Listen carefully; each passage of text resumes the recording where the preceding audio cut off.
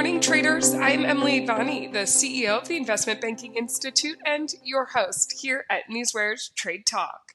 Joining me is trading anchor Bill Olson, who brings more than 30 years of institutional trading experience to our program. At Trade Talk, we provide the facts, themes, and trading ideas for the day ahead. Today is Monday, September 15th.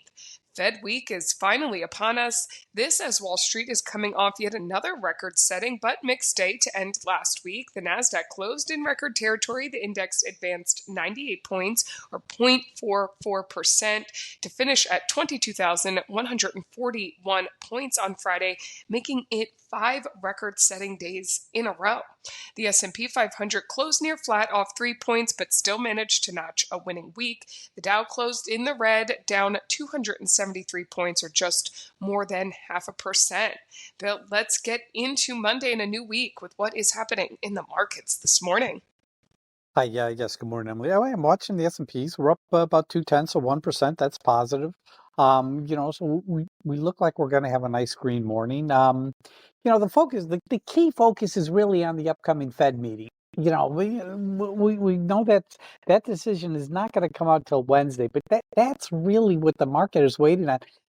We'd like to hear some commentary from Treasury Scott Bessent. Remember, he's in Madrid, Spain right now. He's meeting with the Chinese trade minister, and they're discussing a number of issues. And right now, the key focus apparently is on TikTok. We'll see. Remember, there's supposed to be a decision later this week on TikTok. That'll probably be pushed back, but we'll have to wait and see what comes out of the U.S.-China trade talks. On the economic front, Senate Banking Committee, that's Stephen Moran. He's going to be voted on this evening or later today, for a position at the Fed as governor. We'll have to see what comes out of that vote. But, the calendar is a little light today. But we did get the Chinese economic data that came out over the weekend, which did fall a little short of expectations. But we got to take a look and see what's happening overseas as well. We're looking at the DAX. The DAX is up 0.54% or 128 points. The FTSE is flat. It's going positive, negative. It's down, 0.02% right now. Not really too worried about it, but I am keeping an eye on it. And the CAC is up 0.3% in early trading so far this morning. Taking a look over at Asia last night. Asia was a little interesting. We got gains in the Nikkei. The Nikkei was up 395 points at 0.89%. That was nice. And then we have the Nikkei. The Hang Seng in Hong Kong was up 0.23%. In China, the Shanghai was up 0.24%. China threw out some new regulations on NVIDIA chips, which market doesn't like. It's also kind of taking a look at the regular chips in the U.S., talking about how they are could be listed for blacklisted, but we'll have to wait and see for more news on that. And then we're tearing our attention over to oil, and oil is trading higher. It's up about 0.5% this morning. Those stockpile data reports later this week are really going to be a key focus. But that's what I have for you in terms of a morning market update, Emily. Bill, obviously, we're all awaiting that Fed meeting. It's highly anticipated. We've been talking about this now for weeks, putting together these pieces of data, economic data, to try to guess what the Fed may be doing this week. And it's finally upon us, and we will be watching that meeting closely and the announcement coming out later this week. Along with that, we're still following each and every day things like earnings and our other economic events, and of course, corporate headlines, market-moving headlines, but we will start today with earnings action. Bill, what's to note there? Yeah, nothing really coming out this morning, but after the bell today, you get Dave & Buster's, that's ticker PLAY, P-L-A-Y, Paul, Larry, Apple, Yellow. Their earnings are due out, and EPS is 88 cents. Expected move is 16.41% when they release. You look at the call put ratio and the put call ratio, and we got 0.57, which is positive, 5,261 calls against 3,009 puts on Friday. So, could be positive. Ticker PLAY, Paul, Larry, Apple, Yellow, Emily. Along with those earnings reports, you are also following economic events. And of course, we both pointed to the Fed. But give us a rundown of everything we should be watching when it comes to the day's economic events. Sure. Well, I mean, today's kind of a light day. I mean, the key economic report's coming out at 8:30 a.m. This morning, which is the Empire State Manufacturing Index. That's the biggest report coming out. But you know, we're gonna keep it. We're gonna keep listening to see if we can get any types of comments from Scott Bessent on his talk with China. That's the other key economic event going on today. But that's all I have for you, Emily.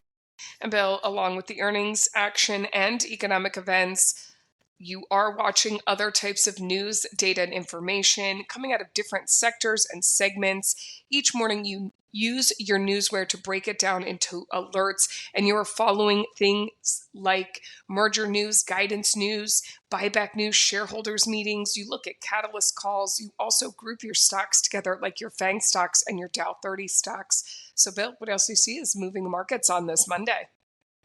Well, I'm just kind of looking at some of the tape this morning, and uh, Apple is delaying the iPhone Air in China.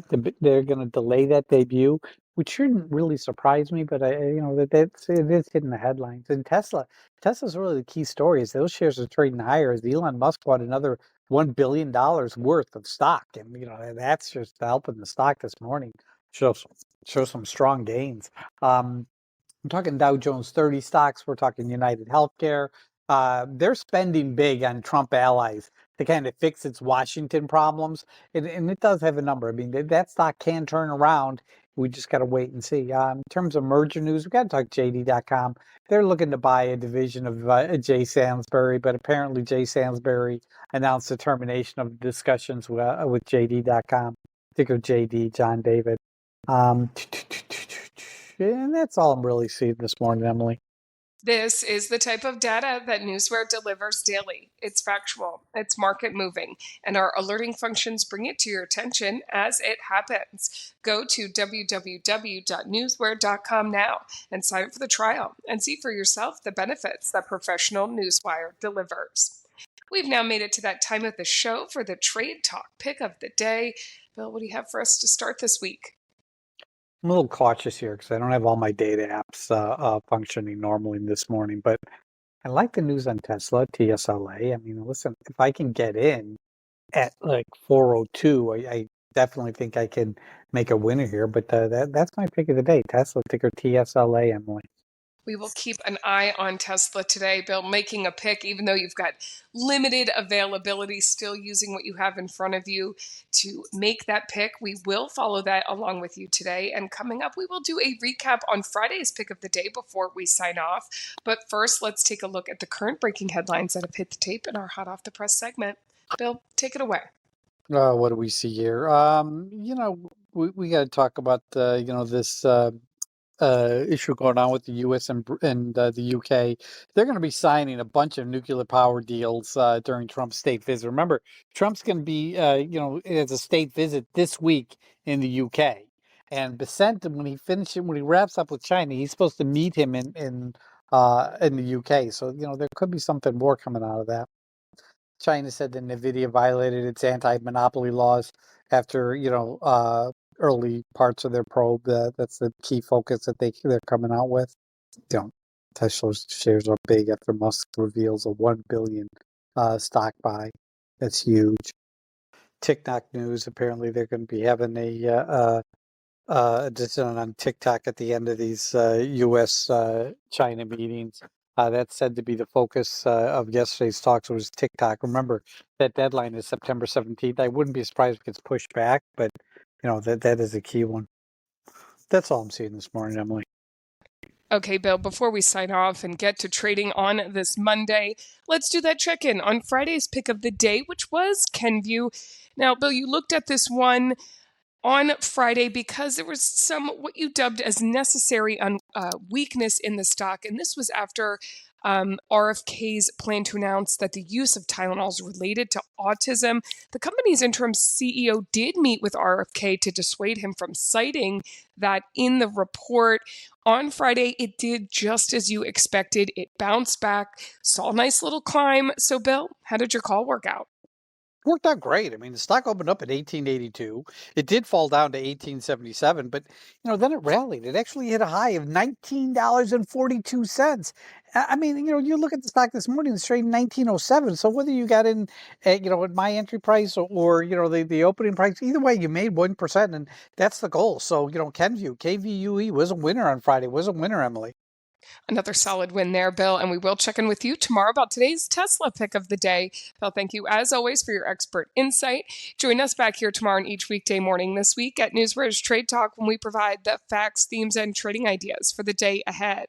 Again, I'm your host, Emily Bonney, here with trading anchor Bill Olson. Traders, you know what to do. Let's go out there and make some green.